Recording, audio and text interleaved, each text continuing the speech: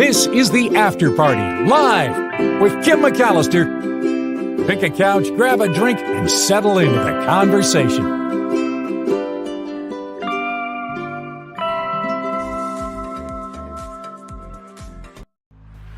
There it is. Hi, everybody.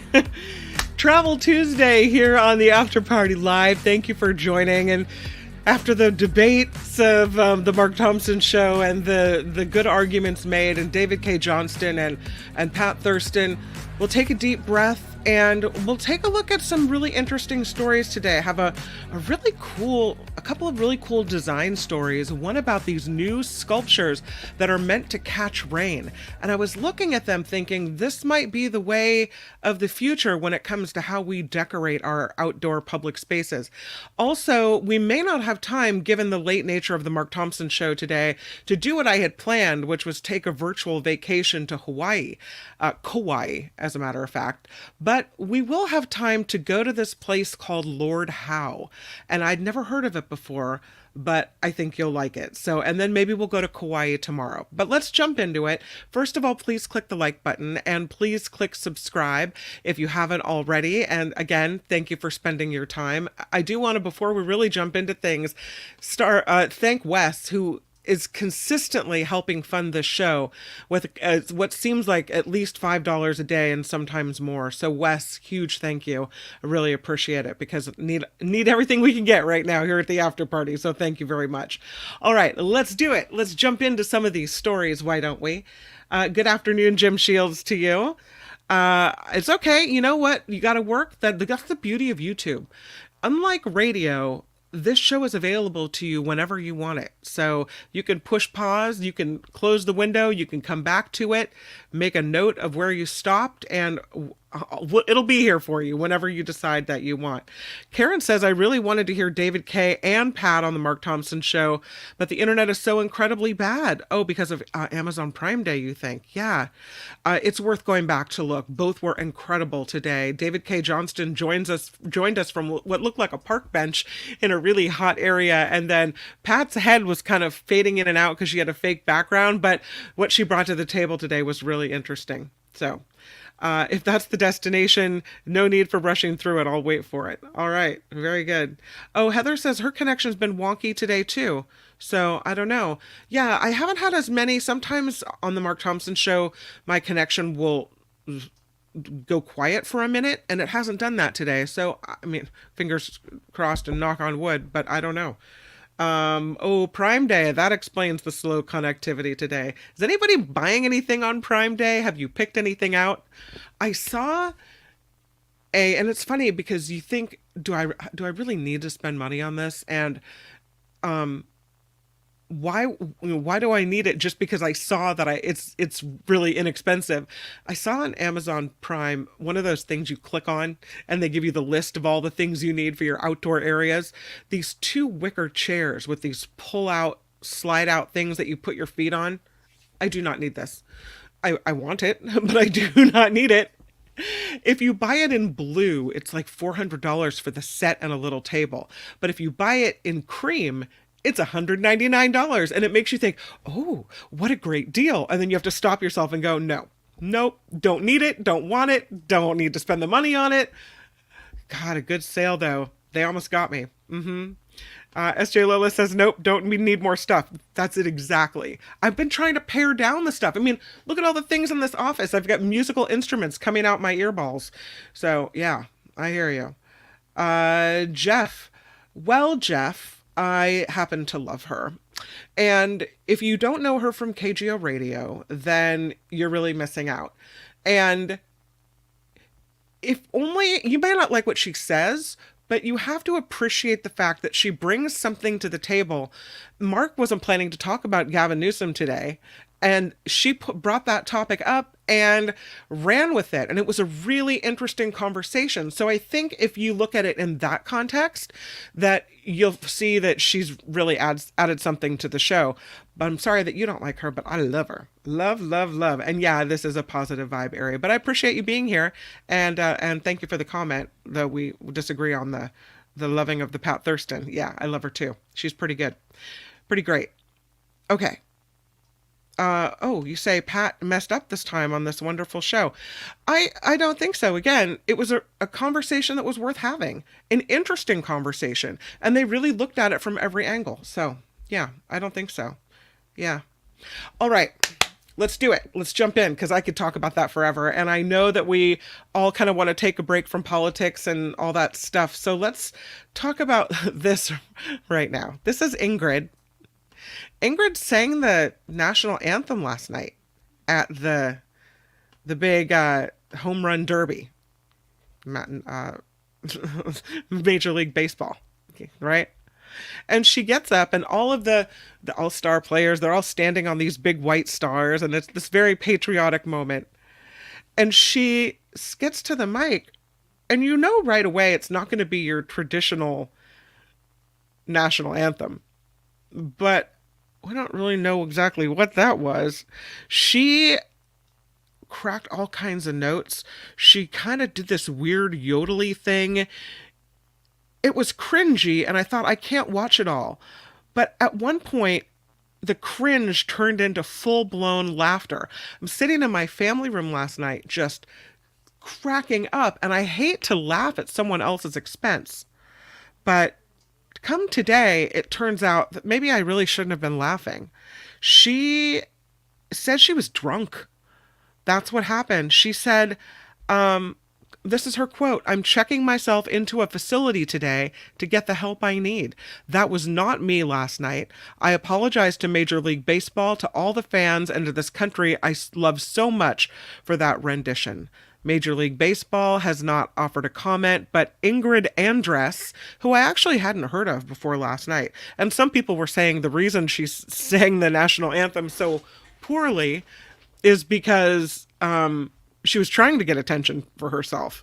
But no, it turns out she has an alcohol issue, and she'd been HBD, had been drinking. So it was an a cappella version of the Star Spangled Banner, which, you know, it's a challenging song to sing, and yikes. Yeah, yikes. Sports Illustrated writer Alex Carr posted on Twitter, "I'm so sorry. I'm sure Ingrid Andress is a wonderful person, but that was one of the worst national anthems I think I've ever heard in my whole life." She is a Nashville songwriter. She signed a deal with Warner Music Nashville to release her own music, and her breakthrough song was called "More Hearts Than Mine." It was number 30 on the Billboard Hot 100, and it remained there for 20 weeks. I have not heard this song, so I have to go back and listen to it. She had a song called "Wishful Drinking," which also spent 20 weeks on the chart. So she's had some success. This was not one of her better moments. I'll say that. Yeah. Oops for Ingrid. Hopefully she gets herself cleaned up. This is a story about a record-breaking unicycle trip. This man unicycled, for the Guinness World Record, I should say, from one end of Ireland all the way to the other. Took him 5 days, 5 hours, and 23 minutes on a unicycle all the way across Ireland. His name is Eamon Keaveney. He earned his second Guinness World Records title by riding the length of Ireland. It was 308 miles, 308, in 5 days, 5 hours, and 23 minutes. So he now holds the title for the fastest crossing of Ireland by unicycle. He said it appeals to him because it seemed like the perfect mix of daunting and ridiculous at the same time. He also has the previous record for the world's longest barefoot journey. He climbed 10 mountains barefoot in 10 days. He said he'd never ridden a unicycle before he started training for this title. He rode it for 12 hours every day to practice. He said it was sometimes hard toward the end of the day to force myself up on that unicycle for those last few miles. He had a swollen ankle toward the end of his trip, made pushing the pedals like torture. But he said as long as you're moving, you're pedaling. So he said my ankle swole up from the overuse. And he now has this record. I looked at that I don't know what you guys thought when you first saw the blue line of his travels from the tip of Ireland to the end, 308 miles. And I look at that seat and I thought his boy bits must really ache. 5 days and 5 hours on that unicycle, that's gotta hurt. But he's got the Guinness World Record, so perhaps it was all worth it. Let's talk about the lotto of the day. Yay! This is a story about a forgotten ticket. Sometimes you have it in your wallet, you stick it aside, you don't check it right away, then maybe you forget about it. You pull it out when you're cleaning out your wallet a few months later and you're like, oh, guess I should find out if this one's a winner. Well, a Rhode Island University president who bought a ticket for a Mega Millions drawing in February didn't discover until months later that it was worth $1 million. What? Yeah. Jonas Mialis, who heads Roger Williams University, said he really doesn't buy these lottery tickets very often, but he decided he was going to take a shot when the jackpot was up to $333 million. It was last February in the Mega Millions drawing. 333, threes across the board. So he buys a ticket and he goes to the Stop and Shop in Bristol and he gets his ticket and then he put it in a drawer. And then he forgot about it for 5 long months until he heard that a $1 million ticket from the drawing remained unclaimed. He said he was surprised to discover he matched the first 5 numbers from the Groundhog Day drawing, earning him a $1 million prize. What's he going to do with it? Going to save it for retirement, like the smart university president that he is. Yeah. I thought it was pretty good. You keep your lottery ticket in a drawer for 5 months. This is a great, great honor. This building at NASA is going to be named and dedicated in honor of Dorothy Vaughan, the women of Apollo. The Johnson Space Center in Houston plans to name a building after legendary human computer Dorothy Vaughan and also the women involved in the Apollo program.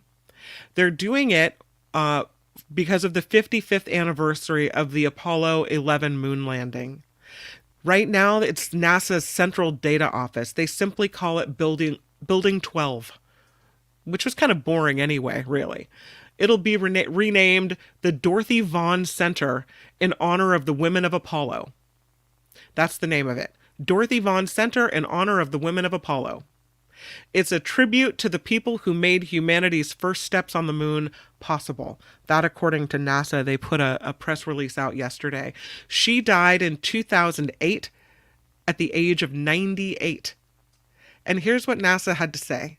On behalf of NASA's Johnson Space Center, we are proud to host this historic event as the agency honors the significant contributions women have made to the space industry, particularly trailblazers who persevered against many challenges of their era. NASA Johnson Director Vanessa saying, we are prepared to return to the moon for the long-term science and exploration. NASA's Artemis missions will land the first woman and the first person of color on the moon. And it's a privilege to dedicate Johnson's Building 12 to the innovative women who laid the foundation to our nation's sports program. She was a math teacher, Dorothy Vaughan, at a high school in Farmville, Virginia. In 1943, she left that job to come to the Langley Memorial Aeronautic Laboratory, and she became a Fortran programmer. She contributed to the Scout Launch Vehicle program. She was there for a while. She retired in 1971. And if you saw the movie Hidden Figures, the story of the African-American women who helped win the space race in 2016, the book from 2016, and the movie as well, it was adapted to the film of the same name and released in 2016. So, yeah, all from 2016. So well done, NASA. A long time coming. Absolutely. It's too bad that she wasn't treated better back then, but I'm glad to see that she gets an honor today. So that's really nice. and I'm proud. I'm also proud of Heather, who has, I think, worked in the space industry as well. So yay for the ladies of space. Nice.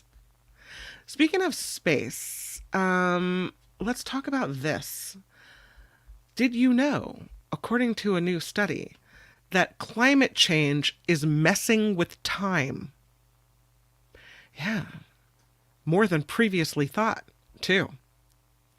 The polar ice melt caused by global warming is changing the speed of the Earth's rotation and increasing the length of every day. It's going to accelerate over the century as humans continue to pump out planet-heating pollution, according to this new study in the Proceedings of the National Academy of Sciences. Now, it's small changes for now, milliseconds per day, but it all adds up.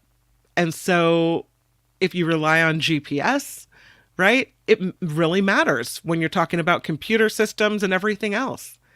The study, a geophysicist at NASA's Jet Propulsion Lab, said it's another sign of the huge impact humans are having on the planet.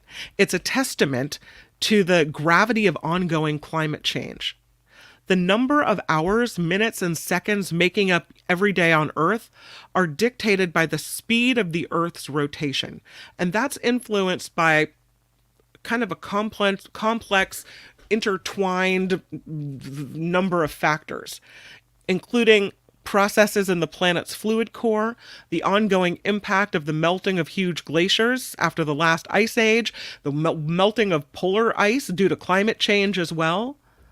For a long time, millennia even, the impact of the moon has dominated, increasing the length of a day by a few milliseconds per century, because the moon exerts a pull on the Earth, causing the oceans to bulge toward it, gradually slowing the Earth's rotation. But scientists have made connections between the polar ice melt and longer days. New research done suggests global warming is a bigger influence on time than recent studies have shown. In the past, the effect of climate change on time hasn't really been very dramatic. But that could be changing because we're continuing to pump out pollution and heat up the world. And so, the researchers say climate change could become the new dominant factor, outpacing the moon's role. It works like this. And this is from CNN. As humans, we warm the world, glaciers and ice sheets are melting, and that meltwater is flowing from the poles toward the equator. It changes the planet's shape, flattening it at the poles and making it bulge more in the middle, slowing its rotation. The process being compared to a spinning ice skater. When the skater pulls their arms in toward their body, it spins faster, but if they move their arms out, it spins slower. They spin slower.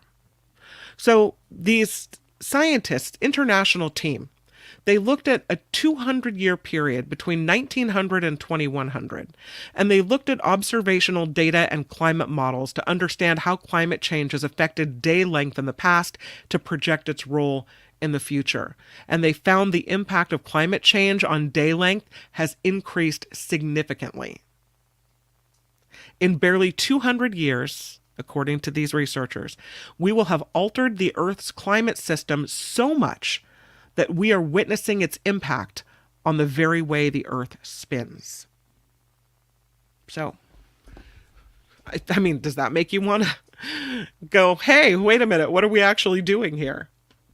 Well, kind of like Belinda does, from bad to good, there are some things that we are doing that make sense. And this is a design team that was tasked with filling this courtyard in Austin, Texas, right outside of a museum, the Blanton Museum of Art. Really, it was blank. There weren't flowers, there weren't plants, there weren't walkways. There was just kind of this courtyard, and it was really hard to find the front door. So they hired the Blanton Museum of Art, the Snowhetta Architecture Studio. And they did this complete redesign of this courtyard, and they decided to install these massive petal-shaped sculptures right in the center. There are 12 of them. It's really cool looking because they're artsy, so it kind of fits in with the museum of the art museum right there. But they also serve a purpose. So this is on the edge of the University of Texas at Austin, the Blanton Museum of Art. They've got two buildings there, and this central courtyard that separates the two structures where the primary entrances are located, right in line with an adjacent mall leading to the Texas State Capitol complex. According to the museum director, the space was out of line with the social vision of the space. It was just kind of this pass through where people couldn't even really find the door. So they wanted the design folks to unify and revitalize the elements and connect the campus to the city of Austin. So what they did is they created 12 40-foot tall petal-shaped shade structures in the courtyard between the museum's buildings and two more there. So 10 are in the courtyard, and there's two more in a separate location. And at the visitor's drop-off entrance is where they are. In addition to providing the shade, and I have more pictures for you. So that's the view of them all, right? It's kind of you can see they're right near the entrance. Check it out. Here's a close-up of them. Really interesting looking. So in addition to providing shade for the people underneath, they act as giant rain catchers, and they capture water and they filter it down through the column to an underground filtration system. Each panel, or each petal, is made of perforated panels, and they are equipped with drainage that moves water from the upper canopy through the column down to grade, allowing for the infiltration and passive irrigation to the surrounding subgrade. The perforations of the petals, while smooth on the exterior, which we can see here, are raised on the inside, moving water toward the drainage system. You can see how the water will flow down there. And again, here's the wider picture. You can see they've added all kinds of plants and everything else, which they never have to water because, well, unless they have a dry spell, the rain filters down, is caught by all of these giant sculptures and filters right down. And I was thinking, that's really inventive. That's form and function at the same time. Because the design is cool looking and the function is amazing. And this may be the way that we have to design our outdoor spaces in the future to take advantage of, creating something beautiful, but also creating something that does what we need to do. They put in elevated walkways along the corner of the building. They put in a performance stage. They put in a seating. They put in lawn behind the sculptures, again, irrigated by the rainwater that's being collected. They put in 25,000 new plants around the landscape, with the team maintaining as much of the original planting as possible. They use 95% native species. So, kind of cool. They say our inventive landscape and reimagined building entrances fulfill this promise, that we are going to hold a prominent place at the intersection of the new Texas Capitol complex and the gateway to the university. I love it. It's really interesting looking. I have another picture for you.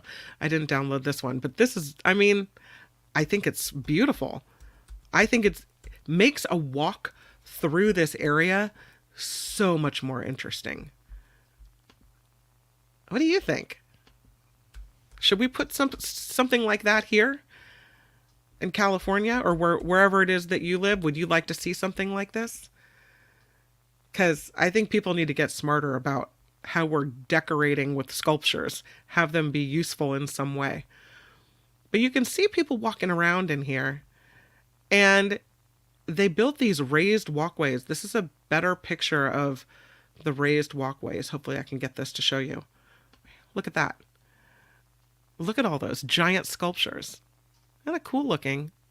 Here in Petaluma, there was a big hoopla over a public art display or exhibition that's kind of permanent. And they wanted to put these bathtubs on stilts. And people thought, that is so ugly. Who wants gross, old, moldy bathtubs? The thing about the bathtubs on stilts, and maybe it's an interesting thing to look at and kind of wacky.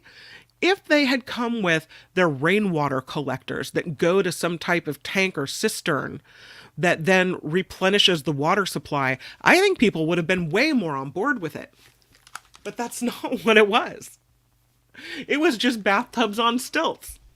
If you had connected some type of environmental water-saving system with it, there probably wouldn't have been as much pushback.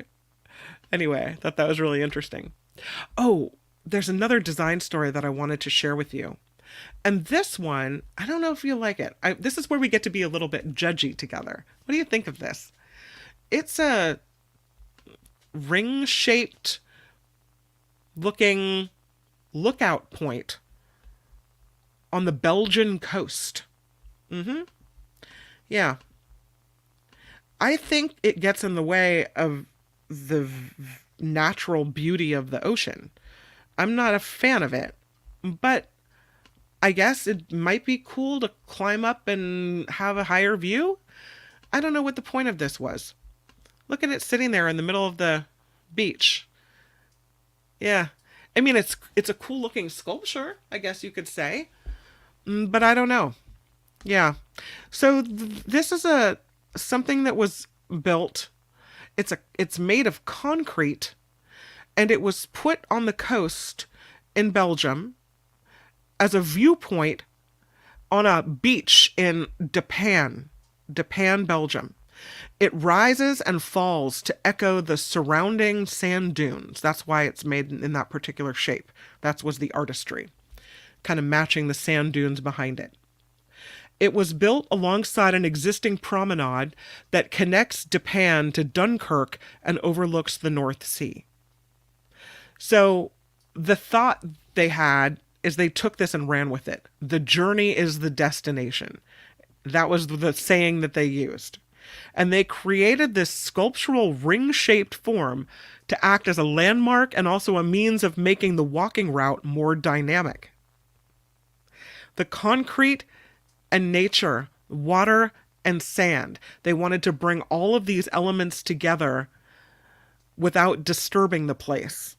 But I think they've kind of disturbed the place. I get that it looks has natural colors. I mean, if it was purple, it'd be a lot worse. But I just don't want shorelines marred by things. Does that make sense? Or maybe I'm just being a little too judgy. I don't know.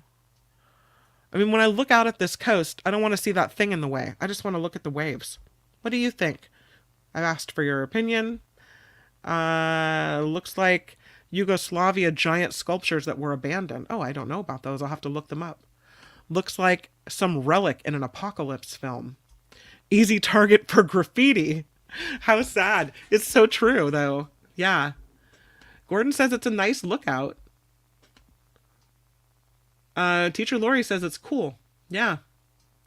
I don't know. You can look out much further with that. That's true. Josh says it looks very Planet of the Apes. It does kind of, doesn't it? Yeah. Very futuristic, says John Watson. Heather says, I'm not saying it's aliens, but it's aliens. I don't know. Doug says the Belgian coast sounds lovely. That'll make a nice dream. Maybe we should go to the Belgian coast next week. I like it. Mama Day 3 Boys says, I'm getting very Planet of the Apes vibes. Yeah. There's plenty of shoreline. I am too judgy, says Gordon. I admit it's possible. But the minute I saw that picture, I knew I had to show you guys because I thought, I don't want it there. Imagine this picture without that there. It's a beautiful vista. You put that thing there, you're looking at the thing. You're not looking at the beach. Mindy says, I like it. All right. John says it looks fine. There's a lot of flat beaches each way. This is true. Just step aside, step around it. Right? Yeah. Sandy says, I think it's cool, different, and artsy. Well, I stand corrected. My bad. I'm sorry. Mo says, string of Frenzel lens across the opening and you could cook clams. I don't know about that. We got to go to Belgium next week. Okay, Belgium's on the list. Absolutely. Teacher Lori says, I think we need to see another angle showing the whole promenade. Yeah, they didn't have a picture of that. They just had this one and then this one. So you can kind of see it from the front. At first, I didn't realize it was a walkway or stairway until I saw the person at the front. And then it's very obvious that you can climb up here. Yeah. I don't know. Yeah. Well, I'm interested in what you have to say. Mo says, when the polar ice caps melt, that may be the only high point. It's true. Climb up fast. Mindy says, I want to go to the top and look out at the ocean. Gordon says, you won't see it when you climb up on it. It needs a bench swing. Yeah, hanging down right from the middle, right? It's interesting. I don't know. I just don't mess with my shoreline, you know? Give me some peace when you talk about the beach. I don't want big stuff in my way. I just want to sit and look at the ocean and listen to the waves roll in, maybe walk along the sand, and I don't need big stuff in my way. I thought this story was interesting. The Kelsey family has a lot of publicity lately. All of them. From Travis Kelce dating Taylor Swift. He got his brother and his wife, and they're in the news all the time. And the extended family as well. It's like this reach. Once you start with with Taylor Swift, everyone seems to be in the spotlight. And so now the mom, they call her Mama Kelsey. Her name is Donna. She is going to be in a new Hallmark Christmas holiday movie. No, I'm not kidding. It's actually true. Yeah. And it's called, she's not in it alone. I'll say that.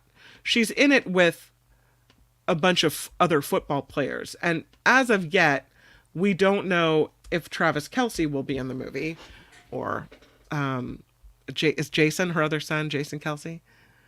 The movie is called Holiday Touchdown, A Chief's Love Story.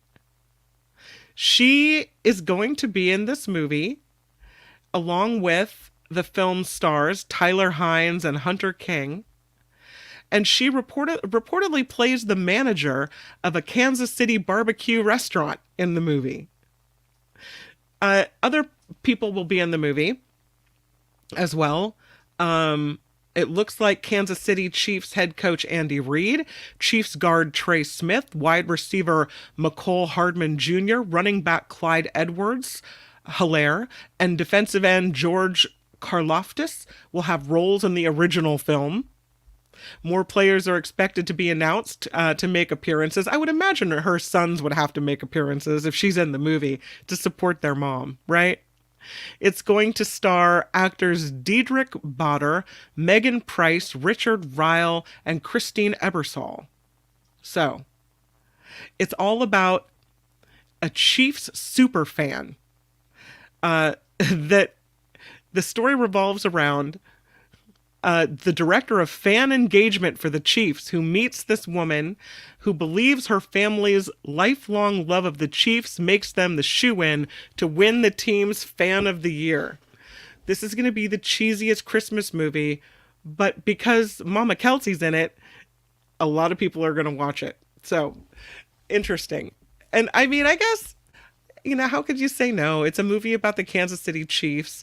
You get a little cameo. You probably just stand behind the counter at the Kansas City barbecue place and say, welcome to come in. Yeah, welcome in. Who's the biggest fan? I thought that was interesting. All right. Can we talk about this island? Welcome to Fantasy Island. This island is called Lord Howe. And before I get to this, I really should do this. This is Travel Tuesday. Woohoo! Okay, so let's go to Lord Howe Island. It is right off the coast of Australia. And they do something really interesting at Lord Howe. They only let 400 visitors at a time visit this island, and they've been doing it for a really long time. It's 372 miles off the east coast of mainland Australia. The beaches here are relatively empty. The only sounds on hikes through the rainforests on this island come from the wildlife. That's pretty cool, right? Look at that. Yeah. But they do something really interesting, really unique. There's value, they say, in having somewhere in the world that works in the reverse to every other tourist destination. It's bigger and better. It's not bigger and better and more. For more than 40 years, Lord Howe has implemented a cap of 400 tourists at a time. And they did it by fixing the number of beds available to visitors. And they did that to protect Lord Howe's many unique endemic species, which helped the island earn recognition as a UNESCO World Heritage Site back in 1982. So, there's only 400 beds, no more, and they're not adding any more. And that's how they keep it nice. Is it too late for places that have hotel after hotel after hotel that can welcome thousands and thousands of visitors? Maybe, yeah. Or, I don't know, if we're looking for a way to slow down tourism, maybe this is it. The number, they say, was arbitrary. So, but because they did it, it's minimized environmental impacts and created a one-for-one visitor to local experience. That means it's very difficult to get there. They have bookings into 2026. People on the waiting list to go see Lord Howe Island. Airfares for a return trip to Sydney can run more than $650. In peak summer season, accommodations for two can range from $200 to over $3,000 per night. So you're not going to go on the cheap to Lord Howe Island. David Attenborough said in a documentary that life on Lord Howe is like living inside... Well, actually, I'm sorry. This is from the curator at the Lord Howe Island Museum. He said, life on Lord Howe is like living inside a David Attenborough documentary. So not... Attenborough didn't say it, but you know what I mean. It's 7 miles long. It's densely packed with plants and animals that are found nowhere else. It's beautiful. The rainforests are filled with creeping plants and orchids and birds.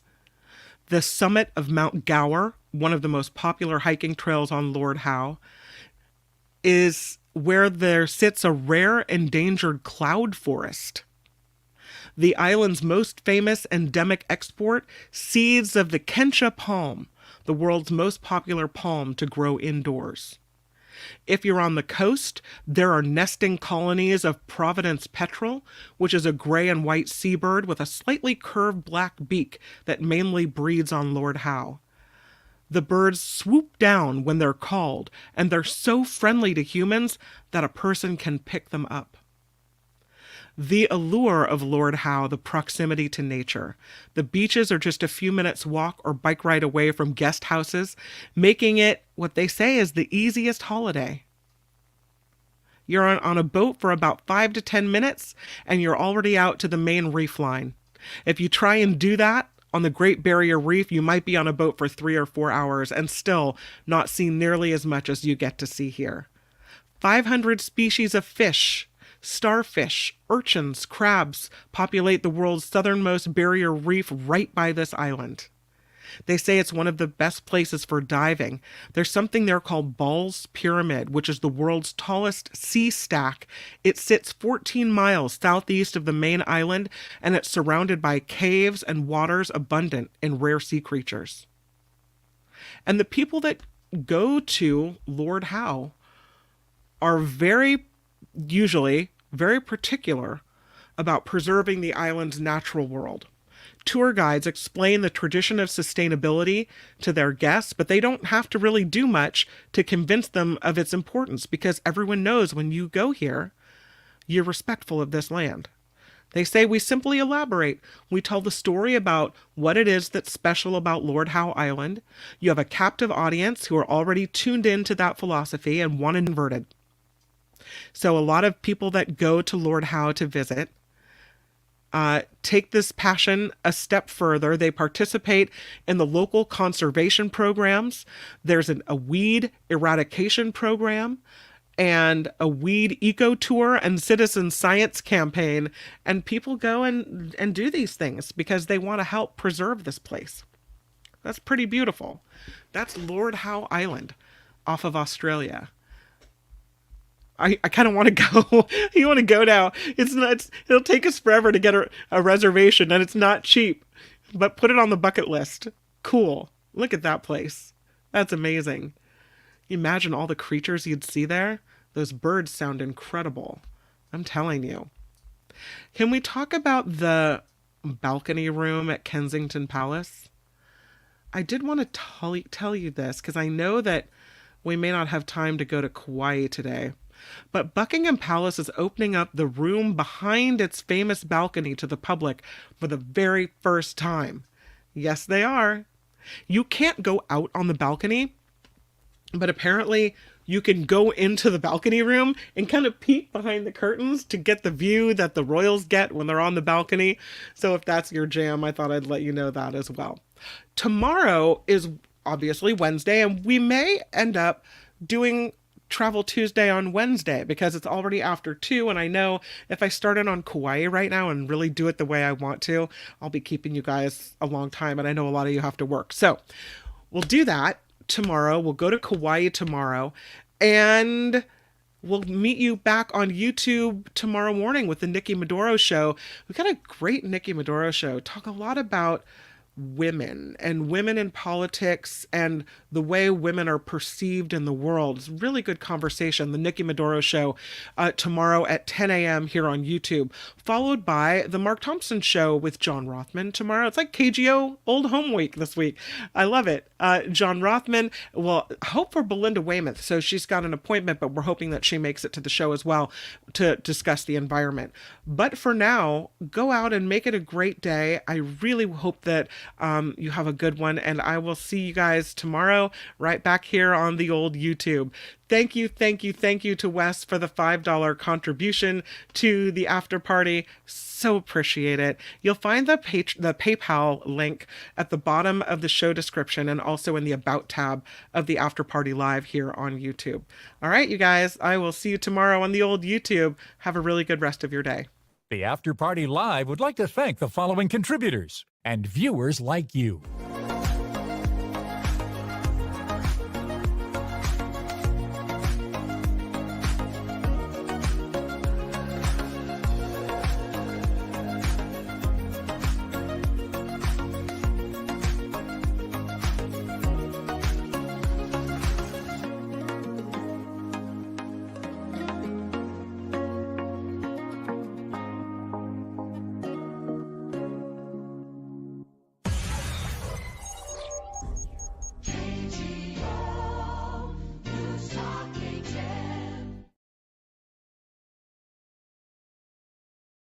Talked about that, by the way, Deidre, a couple of days ago on Nikki's show.